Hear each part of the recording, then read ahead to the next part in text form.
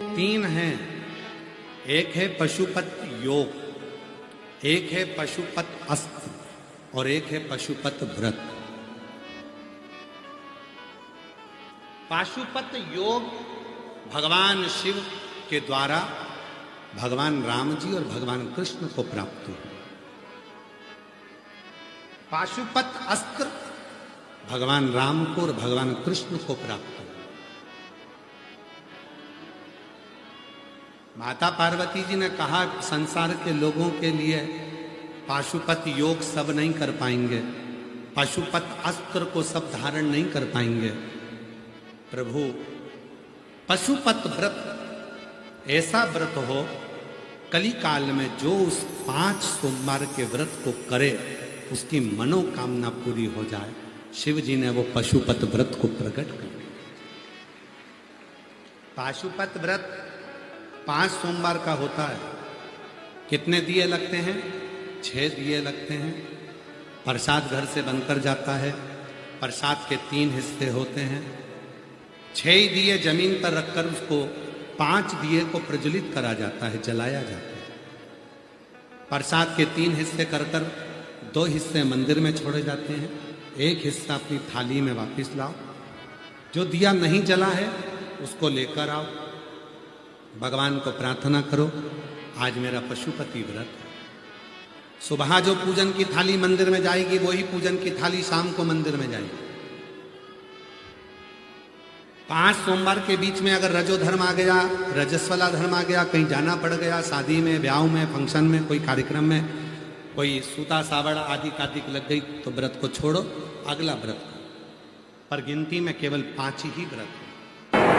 6 number का दीपक जो मंदिर से लेकर आए हो, घर के अंदर से समय अपना सीधे हाथ को देखो, वहीं बैठो, घर की ओर मुख करो, घर के बाहर दीपक को प्रज्वलित करो, जला दो। घर के अंदर प्रवेश करो, भोजन करने बैठो उसके पहले जो प्रसाद का 1 हिस्सा लेकर आए हो मंदिर से वो प्रसाद खाओ, उसके बाद भोजन करो। अपने प्रसाद के हिस्से में से किसी को हिस्सा नहीं देना। 5 व्रत पूरे करो। 5वां व्रत जैसे ही पूर्ण हो उसी दिन या तो 108 चावल या मूंग या बेलपत्री या पुष्प की पंखड़ी, श्रीफल, भेंट भगवान को समर्पित करो। जैसा करते आए हो वैसे की वैसे ही 5वां व्रत करिए। वही 6 दिए, वही प्रसाद के 3 हिस्से, वैसा की वैसे। बाबा को कहो बाबा आज मेरा 5वां व्रत पूर्ण हुआ है तो कृपा करना, मेरी झोली भरना, कृपा कर बाबा, तू करुणा करना, तू दया करना, तू कृपा करना। विनय करो।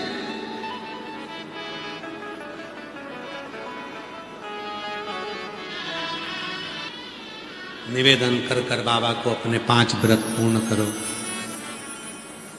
एक बार में नहीं हो, 2-3 महीने बाद फिर करो पशुपति व्रत। ये नहीं कि हमने 1 बार कर लिया, 2 बार कर लिया, करो हर 6 महीने में, 8 महीने में, 15 महीने में, 1 साल में, जितना तुमसे कर सके, महीने 2-4 महीने में, 6 महीने में करते रहो। क्योंकि पाशुपत योग हम नहीं कर सकते, पाशुपत अस्त्र को प्राप्त नहीं कर सकते, तो कम से कम पशुपति व्रत कर कर अपने घर को, परिवार को, जीवन को सार्थक कर सकते हैं। पशुपति वो जीवन की सार्थकता देना। इसीलिए शिव महापुराण के उमा संहिता में आता है, भगवान शिव पार्वती जी से कहते हैं पार्वती सुनो, हे जगत जननी, हे पार्वती, मेरे तन पर चढ़ी हुई भस्म पुरुष, स्त्री, बच्चा, बूढ़ा, नाग, किन्नर, गंधर्व, पशु, पक्षी जब अपने ऊपर धारण कर लेता है तो उसकी रक्षा का भार मेरा स्वयं का हो जाता है। स्वयं।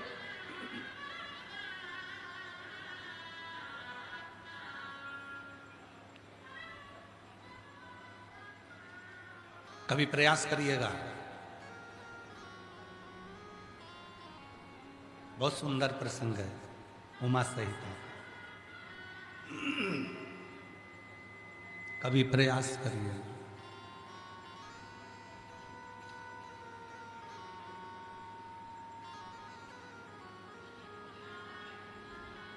अलोनी गोबरी क्या बोलते हैं इधर झारखंड में, हमको नहीं मालूम, तो आप लोग बताने का प्रयास करिएगा।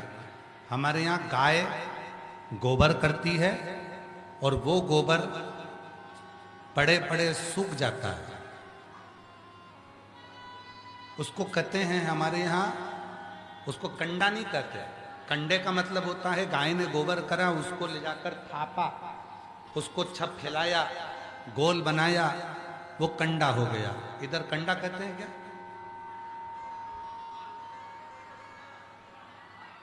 लिख के भेजो जरा, लिख के भेजो। विवेक जी लिख के भेजो जरा। और वो भी लिख देना कि वो गाय गोबर करी और पड़े पड़े सूख गया, उस पे हाथ नहीं लगाया, उसको थापा नहीं है, उसको थापा नहीं गया, उसको हाथ नहीं लगाया, वो सूख गया और उसको तुम उठा कर लिया। लाओ जरा, लाओ देव तो।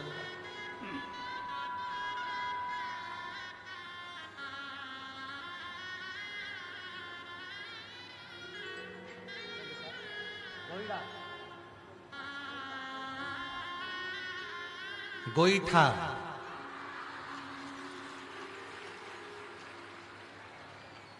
मतलब ये गाय ने जो गोबर करा और उसको थाप कर बनाया, उसको गोईठा कहते हैं, ठीक है, झारखंड में, ठीक है। और अब उसको अपन जो गाय ने गोबर करा, उसको हाथ से थापा नहीं गया, पड़े पड़े सूख गया, तो उसको कह देंगे सूखा हुआ गोईठा, ठीक है, ठीक है। तो तुम लोगों को जल्दी समझ में आ जाएगा। अलोनी गोबरी, अलोना गोईठा, अलोना से मतलब है उसको हाथ नहीं लगाया, सूख गया, उठा कर लिया, उसको कहते हैं गोईठा, अलोना गोईठा।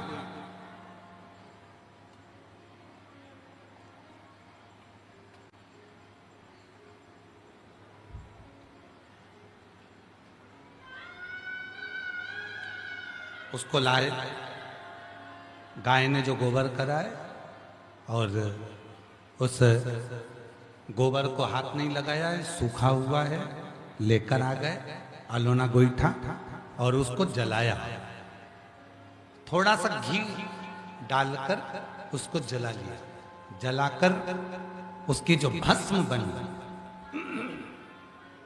उस भस्म को कपड़े से छानो और कपड़े से छानने के बाद फिर वापिस छानो, फिर वापिस छानो, 11 बार उस भस्म को पंचाक्षर मंत्र बोलकर, नमः शिवाय, षडाक्षर मंत्र बोलकर ओम नमः शिवाय, उस भस्म को छानो, नमः शिवाय, ओम नमः शिवाय, नमः शिवाय, ओम नमः शिवाय बोलकर उसको छान लिया। और छानने के बाद उस छनी हुई भस्म को शिव पर समर्पित कर कर उसको डब्बी में उठाकर रख लीजिए। प्रैक्टिकल जरूर करना, कहीं सियोर वाला बाबा झूठ तो नहीं बोल के जा रहा है, इसलिए प्रैक्टिकल करके पत्र लिखकर भेजना कि सही है कि गलत है। उमा संहिता में शिव महापुराण में वेद व्यास जी वर्णन करते हैं, भस्म को रक्षा कहते हैं, और जो शिव पर चढ़ी हुई भस्म को मस्तक पर, कंठ पर लगा लेता है, धारण कर लेता है, उससे रोग, बड़ी बीमारी उससे धीरे धीरे छार छार होकर दूर होने लगती है, उसकी रक्षा होने लगती है। बस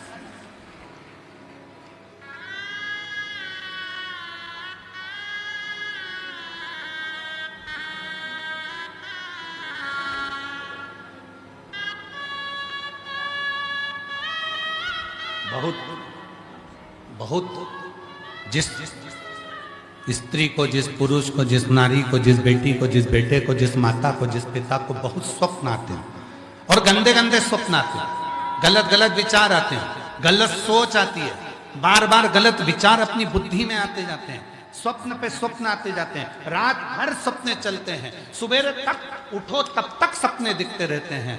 तो एक काम करो, शंकर भगवान पर भस्म चढ़ाने के बाद एक बेलपत्र भगवान शिव पर समर्पित करो और उस भस्म को वापिस उठा कर लेकर आ जाओ और उस भस्म को अपने कंठ पर लगाना प्रारंभ कर दो। स्वप्न आना बंद हो जाएंगे, रात्रि को नींद भी बाबा की कृपा से नींद भी श्रेष्ठ। केवल कंठ पर लगाई गई भस्म भी हमें सुख का अनुभव करा देती, आनंद का अनुभव।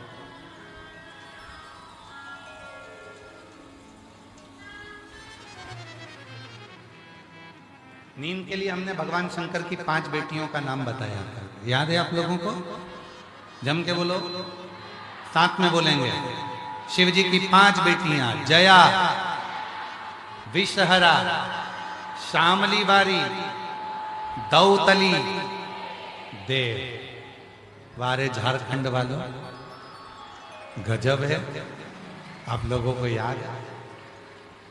शिव जी की ये 5 लड़कियां ऐसी हैं जो हमें भगवान शिव की कृपा से, भगवान शंकर की करुणा से, शिव की शरणागति का सुख देकर हमको निंद्रा प्रदान करता।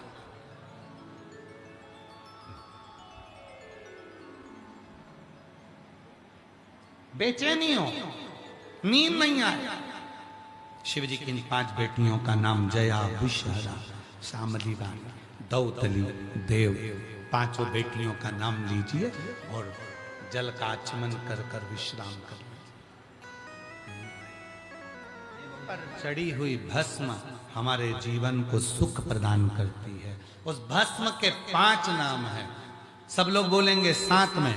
पहला विभूति, दूसरा भसित, तीसरा भस, चौथा छार, 5वां रक्षा। ये भस्म के 5 नाम है जो भगवान शंकर की लगी हुई भस्म को अपने कंठ पर, मस्तिष्क पर धारण करता है। उसकी रक्षा स्वयं देवाधिदेव महादेव करना प्रारंभ कर दे, स्वयं शिव कर रक्षा।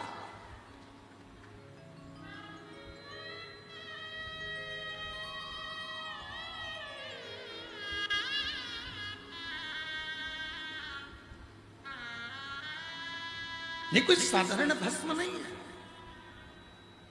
चपटी भभूत में है खजाना, वे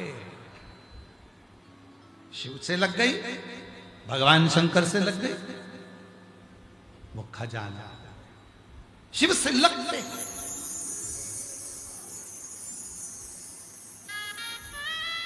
कितना सुंदर कहा है।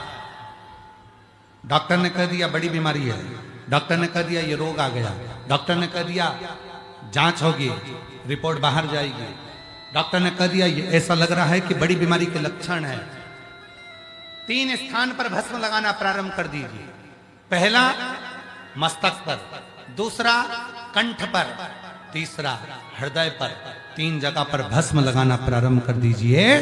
रिपोर्ट चाहे कहीं पर भी जाएगी, हमेशा रिपोर्ट अच्छी ही आएगी, रिपोर्ट बेकार नहीं आ सकती, रिपोर्ट बेकार नहीं आ सकती, अच्छी।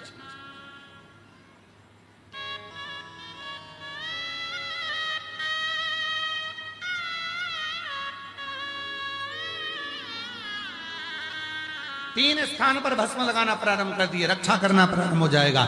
जो बीमारी है, जो दुख है, जो तकलीफ है, आप डॉक्टर को दिखाओ, मना नहीं है, डॉक्टर की जांच कराओ, क्योंकि शिव महापुराण में भगवान शंकर की कथा में डॉक्टर को शिव कहा जाता है। इसलिए हमारे यहाँ जितने भी डॉक्टर हैं इस सृष्टि में, इस भूमि पर, चाहे वो कोई से भी डॉक्टर हो, पर वो डॉक्टर शंकर का एक रूप माना जाते हैं। इसलिए डॉक्टर की जांच करवाओ, डॉक्टर दवाई दे तो दवाई खाओ, डॉक्टर कहे कि ये जांच कराना पड़ेगी, जांच कराओ, डॉक्टर कहे कि परहेज करना पड़ेगा, करो, पर साथ में शंकर पर चढ़ी हुई भस्म को धारण करना प्रारंभ करो, क्योंकि वो उसका एक नाम है क्षार। क्षार मतलब हमारे भीतर आने वाली बीमारी को वो क्षार क्षार कर देती है और हमें स्वस्थ कर देती है। 3 जगह पर लगाई गई भस्म हमें रोग का निवारण करना प्रारंभ कर देती है। पहला मस्तक, दूसरा कंठ, तीसरा हृदय।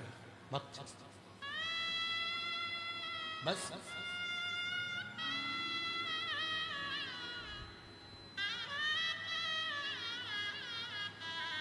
अब हम आपसे पूछें, भस्म लगाने में कितने पैसे लगे तुम्हारे? भस्म लगाने में कितने पैसे खर्च हुए तुम्हारे? भस्म बनाने में कितने पैसे खर्च हुए तुम्हारे?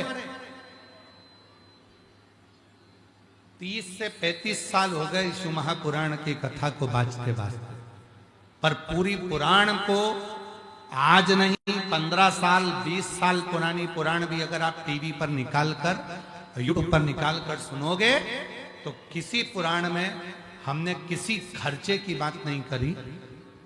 जो शंकर भगवान ने हमको दिया है वही हमने शंकर भगवान को दिया है। जल हो, बेलपत्र हो, भस्म हो, पुष्प हो, दुर्वा हो, जो शिव ने हमें दिया हमने वो शंकर को दिया, और शंकर का वो ही प्रयोग हमने अपने ऊपर किया और उसका फल संपूर्ण जगत को प्राप्त हुआ। संपूर्ण जगत को।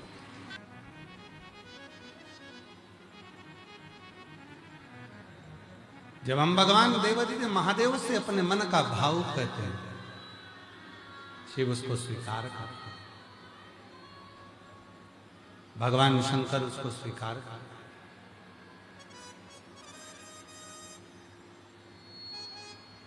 एक सुंदर संवाद आता है भगवान ब्रह्मा और भगवान विष्णु।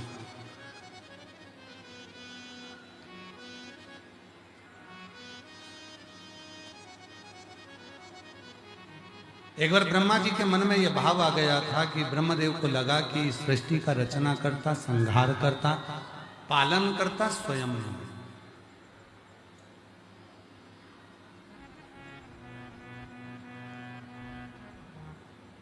ये ब्रह्मा जी के मन में भेद आ गया। एक बार पुनः जिनको थोड़ा सा भी समय अगर हमने दिया है, थोड़ा सा भी समय हमने प्रदान किया है, तो उसका फल शिव देते जरूर। देखो 3 है, एक प्रेम, दूसरा पौधा और तीसरा परमात्मा। जम के बोलो कौन कौन है? प्रेम, पौधा और परमात्मा। ये 3 ऐसे हैं जिनको अगर थोड़ा सा भी समय हमने दिया है तो उसका फल हमको मिला जरूर है। प्रेम को क्या चाहिए? प्रेम को धन की जरूरत नहीं पड़ती। हाँ, आज के जमाने के प्रेम को धन की जरूरत पड़ सकती है, पर शिव महापुराण की कथा कहती है प्रेम को थोड़ा सा समय देना पड़ता है।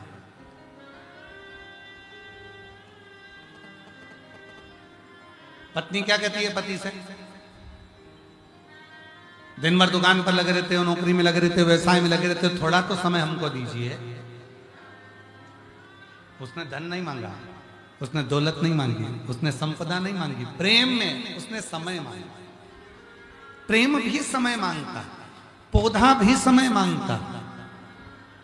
एक पौधा हमने लगाया, वृक्षारोपण किया, उस पौधे को क्या चाहिए? आपने वृक्ष लगाया और लगाने के बाद आप चले गए, उसमें पानी डालने नहीं आए, उसकी देखरेख करने नहीं आए, और मालूम पड़ा पौधा लगा और बाद में मालूम पड़ा उसको बकरी खा गई, कोई जीव जंतु ही खा गया, पौधा ही समाप्त हो गया।